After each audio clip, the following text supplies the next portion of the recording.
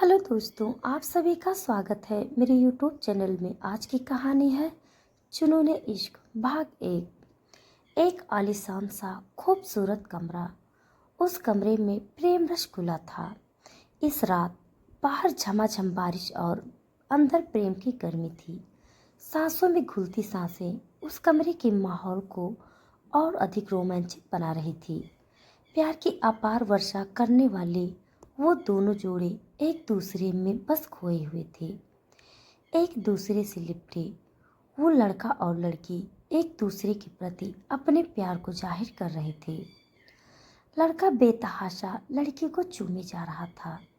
ऐसा कोई अंग नहीं था जहाँ लड़के ने अपने प्यार का निशान न छोड़ा हो। लड़का उस लड़की के कॉलर बोन को चूमते हुए ब्रेस्ट तक आया और हल्के से वाइट करते हुए बोला, जान, don't excited me, I can't control my self. लड़की उठकर लड़के के होठों तक आई और हल्के से किस करते हुए बोली, I am your baby, you can do whatever you want to do. रात के उस मध्यम पहर में और कमरे में आती हल्की रोशनी के बीच सिसकियों की आवाज़ गूंज रही थी। सुबह के समय एक लड़की अपने ऑफिस के केबिन में बैठे लगातार कुछ टाइप कर रहे थे। उसके हाथ कीबोर्ड पर ऐसे चल रहे थे मानो वो उनसे खेल रही हो। तभी किसी ने उसके केबिन में नॉक किया। वो लड़की अपना काम करते हुए बोली, कम इन। एक 25-26 साल का लड़का अंदर आया और उसके सामने खड़े होकर बोला, मैम, आपको अयान सर बुला रहे हैं। उस लड़की के काम करते हुए हाथ रुक गए। अपने सामने खड़े उस लड़की को देख उसने कहा, ठीक है, मैं जाती हूँ, आप जाओ। एक लंबी सांस भरकर वो लड़की अपने चेयर से उठी और बाहर निकल गई। जैसा कि उसे बोला गया था, वो उस केबिन की तरफ बढ़ गई। हम अंदर आ सकते हैं? एक प्यारी सी आवाज़ उस लड़के के कान में गूंजी, जिसे सुनकर उसके होठों पर मुस्कुराहट आ गई। जान, प्लीज, यहाँ आने के लिए आपको परमिशन की ज़रूरत नहीं है। वो लड़की अंदर आकर के लड़के की गोद में प्यार से बैठ जाती है। लड़का भी उसके कमर को अपने दोनों हाथों से लपेट लेता है। हाँ, तो बताइए, क्यों बुलाया है आपने हमें? हम आपको मिस कर रहे थे, तो सोचा कि आपको अपने पास ही बुला लेते हैं। अयांश, हम ऑफिस में हैं, ना कि घर में। मैंने कितनी बार कहा है कि काम के वक्त सिर्फ काम। अच्छा, तो मैंने डिस्टर्ब कर दिया है आपको? सॉरी। उसके ऐसा बना हुआ मुंह देखकर कायशा ने प्यार से उसके चेहरे को उठाकर फोरहेड पर किस किया और बोली, नहीं किया डिस्टर्ब, खुश। अयांश राठौर और कायसा राठौर एक दूसरे से बेइंतहा मोहब्बत करने वाले अयांश को कायसा को दूर जाने ही नहीं देता। कायशा ने भी उसका हर कदम पर साथ दिया था। इसीलिए आज उनकी कंपनी स्टेट के बेस्ट कंपनी में से एक थी। दोनों की फैमिली नहीं थी। दोनों ही अपने फैमिली को बहुत साल पहले खो चुके थे। इसीलिए एक वजह ये भी थी कि एक दूसरे से बेइंतहा मोहब्बत करते थे और एक दूसरे को खोने से डरते भी थे। अयांश की मुलाकात कायसी से एक रेस्टोरेंट में हुई थी, जहाँ पर अयांश अपने एक मीटिंग के लिए आया था। उस समय उसकी कंपनी स्टार्टअप में थी। अयांश की ज़िंदगी में जब कायशा आई तो उसको जैसे हर खुशी मिल गई हो। फिर दोनों ने मिलकर इस कंपनी को एक अच्छे खासे मुकाम तक पहुंचाया। बेबी, क्यों ना हम आज लंच पर चलें? आज तो कोई मीटिंग भी नहीं है हमारी। आयांश ने कायसा को अपने गोद में बैठाए हुए उससे पूछा। नहीं आयांश, आज मीटिंग नहीं है तो क्या हम काम नहीं करेंगे? आप चुपचाप काम करिए, शाम को हम साथ में घर चलेंगे, ठीक है? बोलकर कायसा आयांश की गोद में से उठकर अपने केबिन की तरफ बढ़ जाती है। शाम का वक्त। कायसा और आयांश घर आए। दोनों अपने कमरे की तरफ बढ़ गए। तभी एक सर्वेंट ने उनको खाने के लिए पूछा तो कायसा बोली, जी आप कुछ देर बाद लगा दीजिएगा। कायसा ऊपर कमरे में गई तो देखी कि आयांश कहीं नहीं था। वॉशरूम में से आवाज़ आने पर वो समझ गई कि आयांश वॉशरूम में है। वो बाथरूम से अपने कपड़े निकालने लगी। कायसा अपने कपड़े निकालकर विंडो के पास खड़ी होकर आयांश के बाहर निकलने का वेट करने लगी।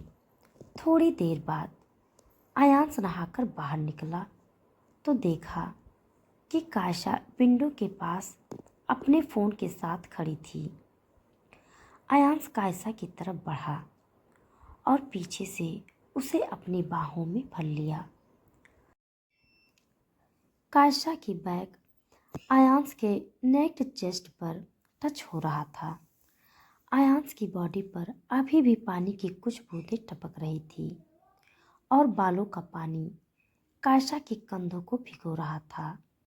आयांश, आप कपड़े पहनिए और चलिए, फिर नीचे डिनर करने चलते हैं। कायसा खुद को आयांश से छुड़ाते हुए बोली। हाँ, हम एक प्यारी सी किस। फिर आयांश के बोलने पर कायसा उसकी तरफ मुड़ी और उसके होठों पर अपने होठ रख दिए। आयांश के हाथ कायसा की कमर पर और कस गए। कायसा बहुत प्यार से आयांश के होठों पर किस कर रही थी, पर उस प्यार को पैसिनेट में बदलने का काम आयांश ने कुछ देर में कर दिया। कायसा के होठों को वो बेतहाशा चूमे जा रहा था। जब कायसा को सांस लेने में तकलीफ हुई तब जाकर उसने उसे छोड़ा। मुझे आपसे कोई बात नहीं करनी, छोड़िए हमें। कायसा आयांश से खुद को छुड़ाकर अपने कपड़े लेकर वॉशरूम में चली गई। सॉरी जान। थोड़ी देर बाद कायसा फ्रेश होकर आई तो दोनों नीचे डिनर के लिए चली गई। सर्वेंट ने पहले ही उनका डिनर सर्व कर दिया था। विभा, तुमने खाना खाया और बाकी सबने? कायसा चेयर पर बैठते हुए पूछी, जो कि एक सर्वेंट का नाम था। वो काफ़ी समय से इस घर में काम कर रही थी। जी दीदी, हम सब ने खाना खा लिया है, बस आप लोगों के आने का इंतज़ार कर रहे थे। विभा कायसा को प्यार से दीदी बोलती थी क्योंकि मैडम बोलने के लिए कायसा ने ही मना किया था। मुझे टाइम से आने में कोई प्रॉब्लम नहीं है, लेकिन ये है ना तुम्हारे भैया जी, इनका बस चले तो सुबह से लेकर रात तक वह वापस में बैठे रहें। मैं तो कहता हूँ आप मेरे साथ ही रहा करिए मेरे केबिन में, फिर मेरा काम फटाफट हो जाएगा। आयांश ने खाते हुए कहा। हाँ, फिर तो होने से रहा। उन दोनों की प्यारी सी नोक-झोंक देखकर वहाँ खड़े बाकी के सर्वेंट भी मुस्कुराने लगे। कुछ देर बाद दोनों ने अपना डिनर ख़त्म किया। कायसा किचन की तरफ जाने लगी तो आयांश बोला, बेबी कहाँ जा रही हो आप? चलिए ना कमरे में।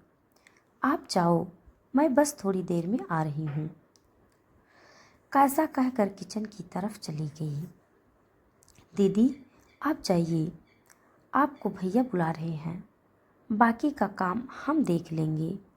विभा बोली, ऐसे कैसे देख लेंगे?